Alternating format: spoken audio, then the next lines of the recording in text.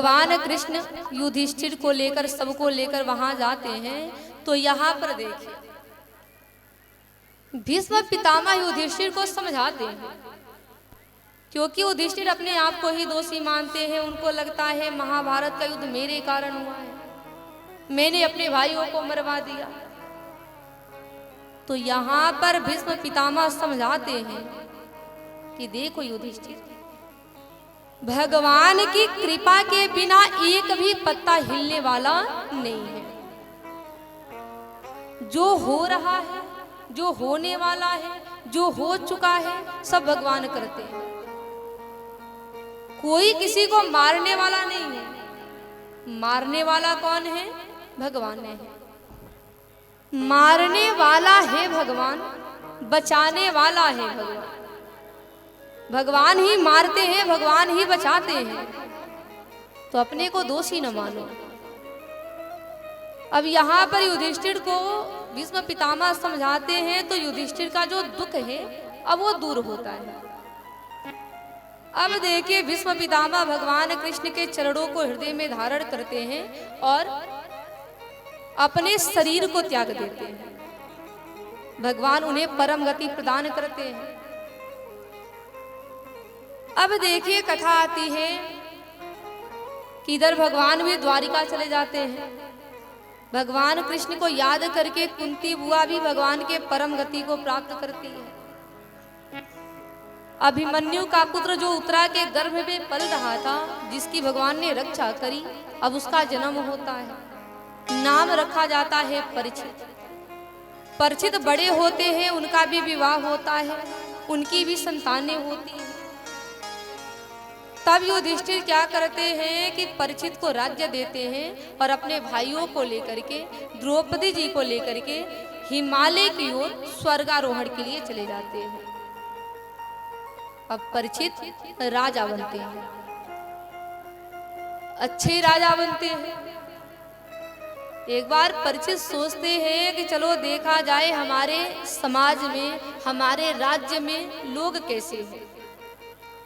अब नगर भ्रमण करने को निकलते हैं तो देखते क्या है कि एक काला व्यक्ति एक गाय और बछड़े को लात मार रहा है। ये गाय कौन है? ये पृथ्वी माता है। बछड़ा कौन है? साक्षात धर्म है। परीक्षित समझ जाते हैं तो परीक्षित उससे कहते हैं कि अरे तुम कौन हो और गाय बछड़े को ऐसे लात क्यों मार रहे हैं? तब वह व्यक्ति अपना परिचय देता है कि मेरा नाम कलयुग है। अब देखिए जैसे ही राजा परीक्षित कलयुग का नाम सुनते हैं, तुरंत तलवार निकालते हैं, मारने दौड़ते हैं तो परीक्षित के चरणों में कलयुग गिर जाता है। कहता है कि प्रभु आप हमारी रक्षा करें, आप हमें न मारे। परीक्षित कहते हैं कि चलो मैं तुम्हें नहीं मारूंगा, लेकिन अभी के अभी तुम हमारे राज्य को छोड़कर कहीं चले जाओ। कलयुग कहता है महाराज कहाँ जाएं? हम कहीं भी जाते हैं आप ही हमें धनुष बाण लिए दिखाई देते हैं, तो हम कहाँ जाएं?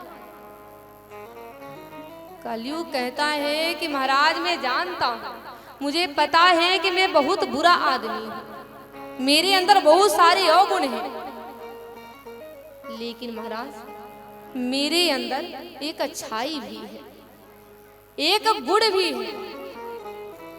परीक्षित कहते हैं कि तुम्हारे अंदर कौन सा गुण है? तब कलयुग कहता है कि कलयुग केवल नाम आधारा, सुमिर सुमिर नर उतरहि पारा। ध्यान देंगे, यत फलम नास्ति तपसा न योगेन समाधिना तत् फलम लभते सम्यक कलौ केशव कीर्तनात्। सतयुग में ध्यान करने से जो गति मिलती है, द्वापर में सेवा करने से जो गति मिलती है, त्रेता में यज्ञ करने से जो गति मिलती है, वही गति इस कलयुग में केवल भगवान के नाम ले लेने से मिल जाएगी। और देखिए यही कारण है कि हमारे ऋषि लोग कलयुग को सभी युगों की अपेक्षा श्रेष्ठ बताते हैं। कलयुग समयुग आन नहीं, जो नर कर विश्वास, गाय राम गुण गण विमला, भवतर भी नहीं प्रयास। कलयुग को अन्य युगों की अपेक्षा श्रेष्ठ क्यों बताया गया है? क्योंकि कलयुग में कल्याण आसानी से होता है, केवल भगवान के नाम लेने से होता है। कलयुग केवल नाम आधारा। और देखिए कहते हैं कि रामस्य नाम रूपम च लीला धाम परात परम, एतत् चतुष्टयम नित्यम सच्चिदानंद विग्रह। भगवान का नाम, भगवान का रूप, भगवान का धाम और भगवान की लीला, ये चारों एक ही तत्व हैं। भगवान का नाम ही भगवान है। भगवान का नाम भगवान से अलग नहीं है। और भगवान के नाम में इतनी शक्ति है कि बड़े से बड़े पाप को भी वो मिटा देती है। तावत कर्तुम न सकनोति पातकम पात की जना। कोई कितना हो बड़ा पापी क्यों ना हो जाए, वो पापी उतना पाप कर नहीं सकता जितना पाप नष्ट करने की क्षमता भगवान के नाम में है। तो यही बात कलयुग कहता है कि महाराज मैं जानता हूं कि मैं बुरा आदमी हूं, लेकिन मेरे अंदर भी अच्छाई है। और अच्छाई यही है कि मेरे युग में केवल भगवान के नाम लेने से कल्याण हो जाएगा। इसलिए आप हमें रहने का स्थान दें। अब देखिए कलयुग के इस बात को सुनकर के राजा परीक्षित को ये गुण अच्छा लग गया। तो राजा ने कलयुग को रहने के लिए 4 स्थान दिया। दूतम पानम स्त्रिय सोना यत्रा धर्मस चतुर्विधा। 4 स्थान देते हैं। कौन कौन से? दूतम, जहां जुआ खेला जाता हो वहां वास करो। पानम, जहां शराब खाना है वहां वास करो। जहां वेश्यालय है वहां वास करो। और जहां कसाई खाना है वहां वास करो। कलयुग कहता है महाराज 4 स्थान दिए हैं, चारों गड़बड़ दे दिए। अरे कम से कम एक स्थान तो बढ़िया हमें दे दीजिए। तब राजा परिचित कहते हैं कि एक काम करो, तुम सोने में वास करो। अब आप कहेंगे कि सोने में तो भगवान का निवास है, कलयुग कैसे रहेगा? तो ये जान ले कि अगर आप मेहनत से धन कमाए हैं, परिश्रम से धन कमाए हैं, नीति द्वारा धन कमाए हैं, तो उस धन में किसका वास है? भगवान का वास है। अगर आपने चोरी करके धन कमाया है, डकैती करके धन कमाया है, गलत काम करके धन कमाया है, तो उस धन में किसका वास है? कलयुग का वास है। तो यहाँ राजा परिचित कलयुग को सोना देते हैं।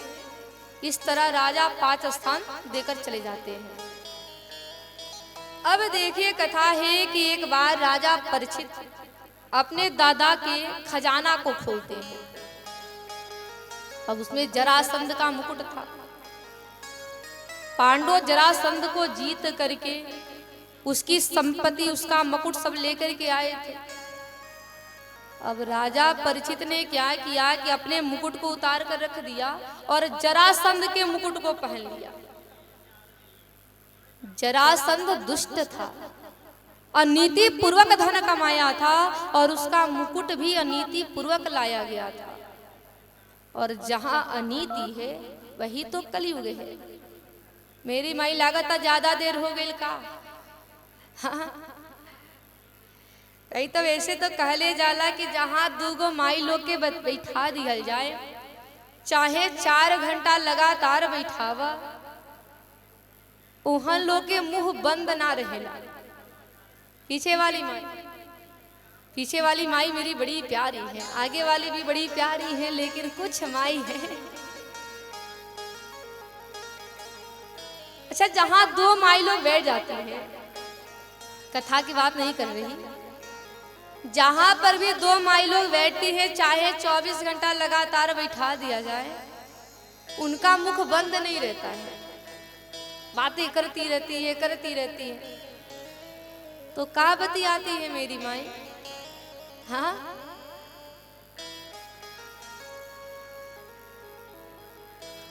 हमके लागत शिकायतें ज्यादा होत,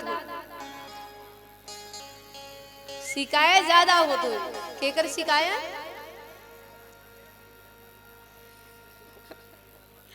नैनी गुतनी, नैनी माने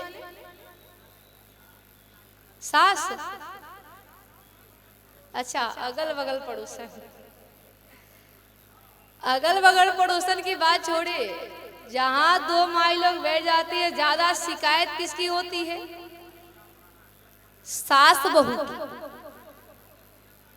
सास पतोहिया की शिकायत करती है और पतोहिया सास की शिकायत करती है। अगर जहां दो माइलों को बैठा दिया जाए,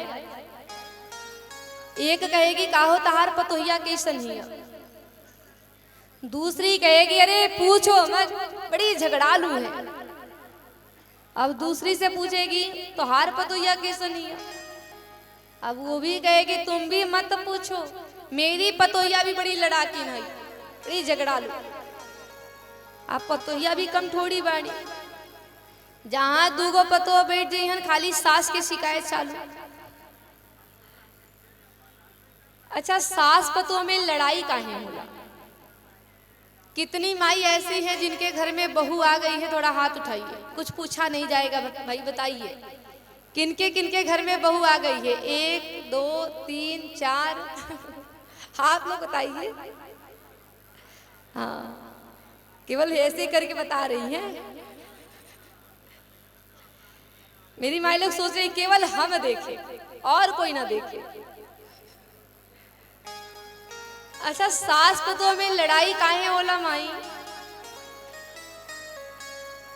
देखा एक बार का भइल ना, एक लड़के को देखने, एक लड़की को देखने लड़के वाले गए, लड़के की माँ बहन भाई सब लड़की देखने गए। तो देखिए, जब लोग लड़की देखने जाते हैं अपने लिए बहू, तो सबसे पहले लड़की से प्रश्न का पूछा जाला माई? अब बोलिए, बोलने को कहा जा रहा है। सबसे पहले प्रश्न क्या किया जाता है कि का हो तोह के खाना बनावे आवेला की? पहला प्रश्न। अब देखिए, लड़के की माँ लड़की के पास गई, जाकर बोली बेटी एक बात बताओ, तुम्हें किचन में क्या क्या आता है? पता है लड़की ने जवाब क्या दिया? लड़की कहने लगी मुझे किचन में ज्यादा कुछ तो नहीं आता, लेकिन जैसे ही मैं किचन में प्रवेश करती हूँ मुझे चक्कर जरूर आ जाता है। तो भी विवाह हो गया भाई, लिखा था विवाह हो गया। अब देखिए, एक दिन बहुरानी भोजन बनाई, सासू माँ भोजन करने बैठी। अब जैसे ही सासू माँ ने भोजन किया, चावल में एक कंकड़ था। अब जैसे ही मुख में चावल डाली, अब दांत के नीचे कंकड़ आ गया। वही सासू माँ अब लगी सास वाला रोल दिखाने, चिल्लाने लगी, कहने लगी बहू, भगवान ने तुम्हें 2-2 आंखें दिया है, क्या चावल को बढ़िया से बिनकर नहीं बना सकती? तो देखिए, बहू भी बिल्कुल कलयुगी, बहू भी चिल्लाने लगी कि माँ जी, भगवान ने तुम्हें 32 दांतें दिया है, क्या 2-4 कंकड़ चबाकर नहीं खा सकती? और देखिए, जिस घर में आंख और दांत देखे जाएंगे वहां झगड़े जरूर होंगे। तो मेरी माई, लोग कहते हैं कि सास कभी माँ नहीं बन सकती, बहू कभी बेटी नहीं बन सकती। अरे क्यों नहीं बन सकती है वो?